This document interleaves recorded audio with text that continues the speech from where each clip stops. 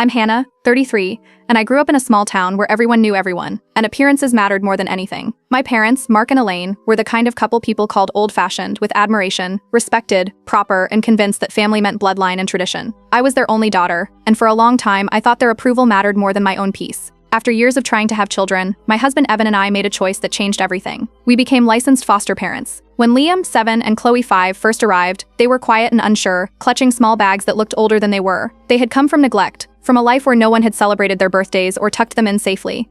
But our home filled with life again. Laughter, spilled juice, bedtime stories that ended with sleepy smiles. When I told my parents, I thought they'd be proud. Elaine gave a thin smile and said it was sweet that we wanted to help, but I could tell she thought it was temporary, like babysitting. Mark didn't hide his feelings. He said, "You'll see it's not the same as having your own." I brushed it off, telling myself they'd come around once they met Liam and Chloe. The first Sunday dinner told me otherwise. Elaine greeted the kids like distant relatives. She commented on Liam's rough manners and said Chloe was too quiet, comparing them to my nieces, who were apparently more well-raised. I kept my tone polite, trying not to start an argument, but Evan's hand tightened on my arm under the table. On the way home, he said he wouldn't sit through another meal where our kids were treated like strangers.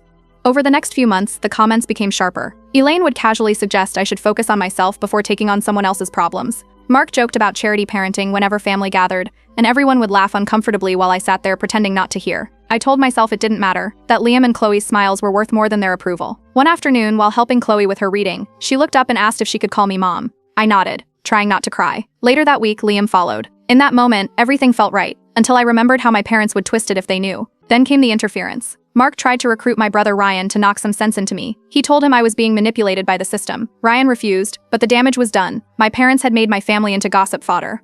The breaking point came at a neighborhood barbecue. Elaine, standing beside the dessert table, laughed loudly and asked if I ever worried what those kids might grow into. The people around her went silent. Evan's jaw clenched, and I realized everyone had heard her. I walked over and told her my children weren't placeholders or projects. They were my family. Elaine just looked annoyed, said I was being emotional, and left early with Mark. That night, Evan told me we were done attending gatherings where our kids weren't respected. I agreed, but the decision cut deep. Liam and Chloe started asking why their grandparents didn't smile at them like others did. Chloe began clinging to Evan's hand during family visits, and Liam grew quieter around strangers. I promised myself something then, that my children would never again feel unwanted in a room I brought them into. Whatever it took, their safety and dignity would come first.